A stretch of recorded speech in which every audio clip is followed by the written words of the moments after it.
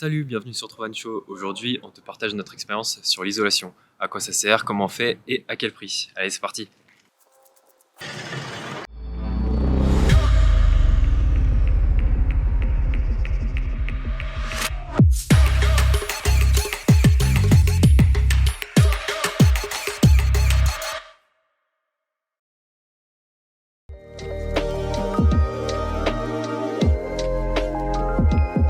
Alors, est-ce que ça vaut vraiment le coup d'isoler son camion? Bah ouais, c'est vrai, ça coûte de l'argent, ça prend vachement de temps, puis de toute façon, t'auras jamais la même isolation que dans ta maison. Alors oui, c'est sûr, t'auras jamais la même isolation que chez toi. Pour te donner un peu un ordre d'idée, en gros, dans une maison, généralement, c'est 15 cm d'isolation. Donc, tu mets ça dans notre fourgon, il nous reste 1,60 m de hauteur sous plafond. Autant te dire que pas être très grand. T'as compris, c'est pas le but. Nous, l'isolation dans le fourgon, elle va servir à ralentir la propagation de la température. Comme ça, quand tu mets ton poêle à bois ou ton chauffage en route dans ton camion, et ben la chaleur se barre pas tout de suite vers l'extérieur, t'en gardes un petit peu dans ton camion quand même. Et même si t'as pas toutes ces installations, bah ton corps, il va produire un peu de chaleur. Quand tu vas faire à manger avec ton réchaud, ça va produire aussi un peu de chaleur. Donc ton isolation, elle va te permettre d'en garder un petit peu dans ton camion. Sinon, tout s'en va vers l'extérieur et toi tu gardes plus rien. Bon, pour moi, l'isolation dans le camion, c'est obligatoire. Sinon, tu dors dehors, au moins t'as de l'espace et en plus tu vois les étoiles.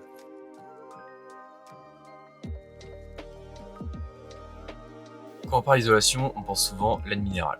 Laine de verre, laine de roche.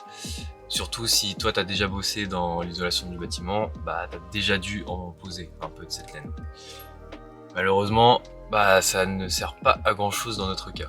Nous, on va se concentrer plutôt sur la tôle. Parce que la tôle, ça conduit hyper bien la température.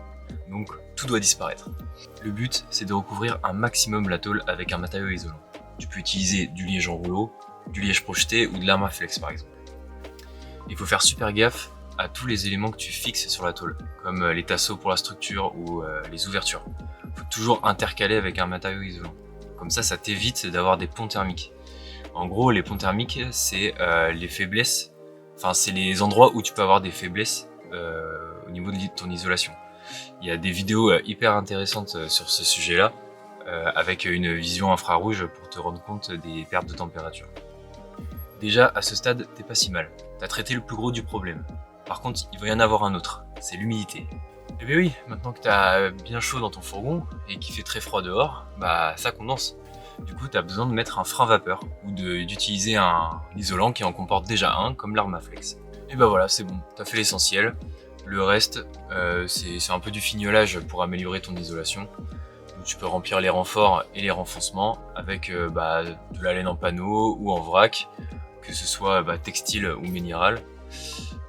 Et j'ai oublié de parler de la mousse expansive. Il y en a peu qui l'utilisent, mais je pense que ça peut être très pratique pour les renforts qui sont inaccessibles avec de la laine. Et par contre, fais bien gaffe, c'est que si tu utilises de la laine minérale, faut bien que tu prennes un frein vapeur et non pas un pare-vapeur. Parce que sinon, ta laine elle va moisir et elle va perdre toutes ses capacités.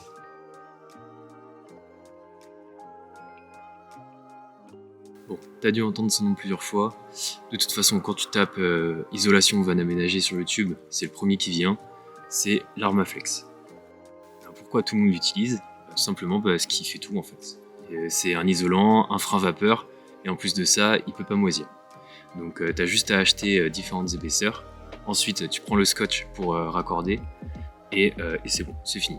En plus de ça, t'as différents sites qui te permettent de quantifier la surface d'isolant nécessaire.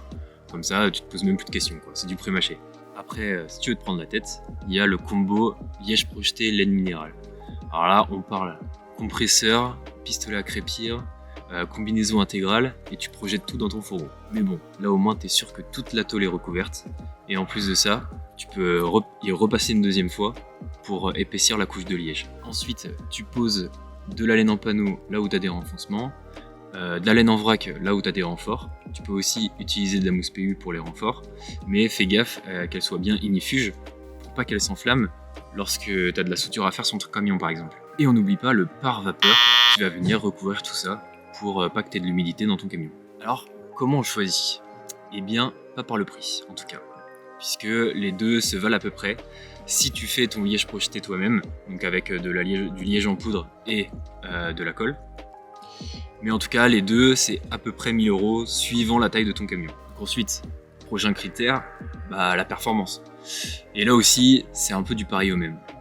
Avec des petites différences quand même, parce que l'Armaflex, il va être un peu plus polyvalent sur le chaud, le froid, l'humidité.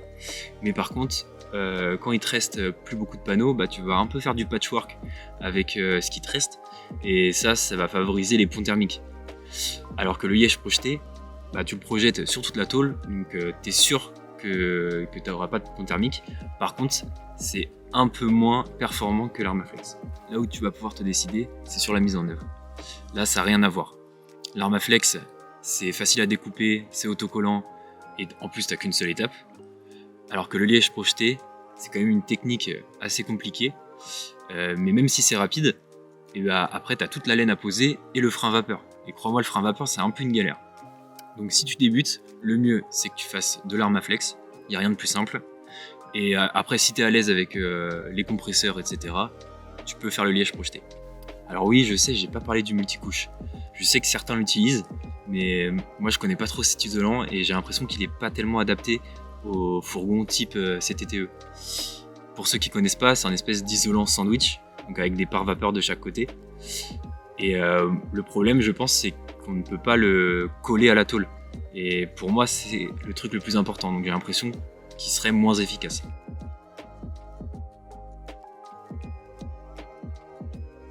Alors, qu'est-ce qu'on a choisi pour notre aménagement ? On connaît deux.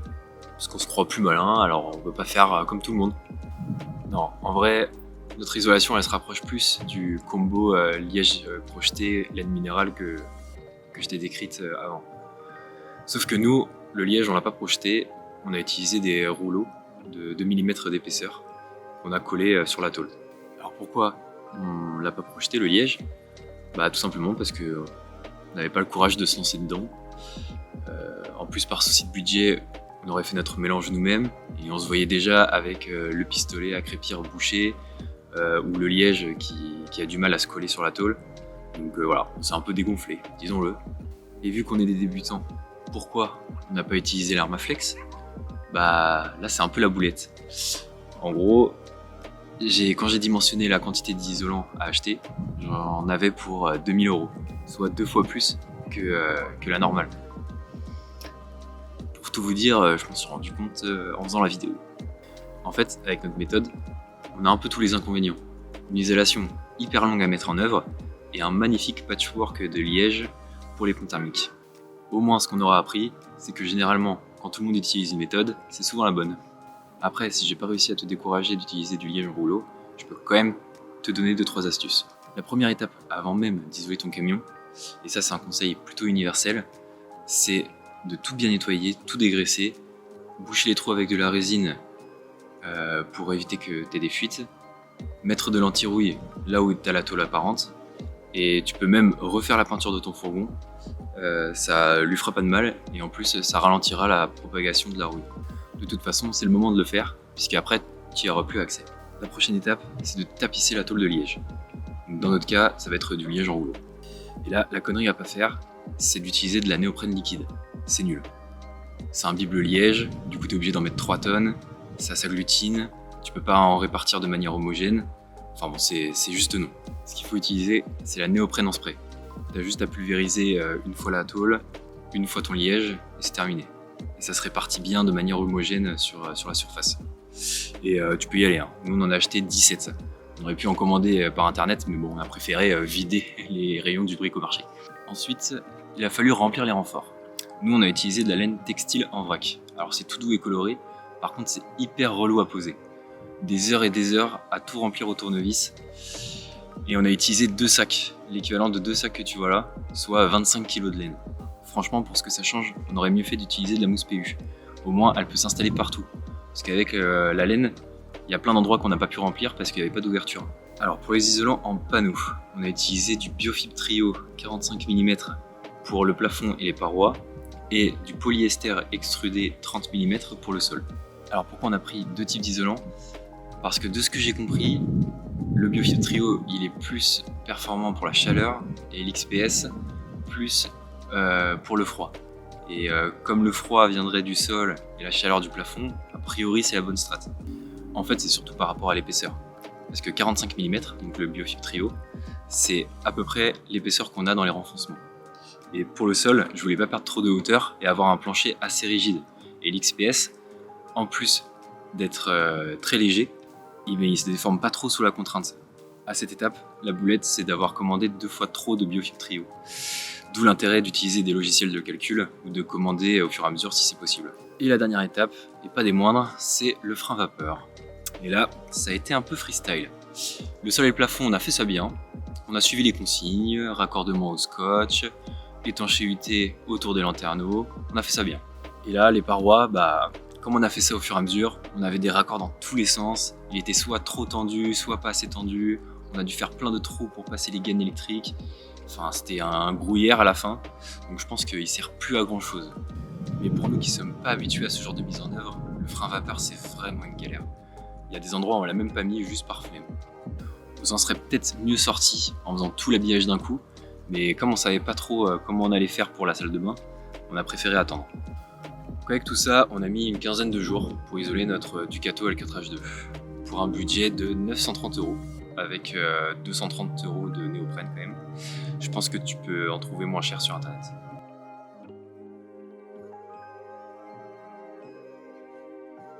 Est-ce qu'on a vraiment besoin de parler acoustique en van aménagé? Franchement, je sais pas. Et en fait, il suffit de bien choisir son spot pour pas avoir de bruit. Et à part la pompe à eau qui est assez bruyante, il n'y a pas tellement d'équipements gênants. C'est surtout que j'ai pas expérimenté le sujet. Mais je me suis quand même renseigné. En fait, l'idée c'est d'alourdir la tôle. Et oui, c'est toujours la tôle le problème. C'est très simple. La tôle, c'est léger, donc ça vibre facilement. À l'inverse du béton par exemple. C'est donc la tôle en vibrant qui va transmettre le son dans ton camion. Il faut donc ajouter un matériau le plus dense possible sur la tôle. Alors, range ta pelle et ta truelle, on va pas couler du béton. On va plutôt utiliser une membrane bitumineuse. En gros, c'est du bitume, mais en feuille. Au moins, comme ça, on reste dans le thème. Bitume, route, camion. Ouais, c'est marrant. Pour les connaisseurs, il y a un mot qui a dû te trigger, c'est le mot lourd. Parce que le poids, c'est un peu l'ennemi de l'aménageur. D'où la question, est-ce que ça vaut le coup d'ajouter des dizaines de kilos de bitume pour entendre un peu moins les bruits extérieurs? Eh bien, nous pensons que non, ce n'est pas la peine.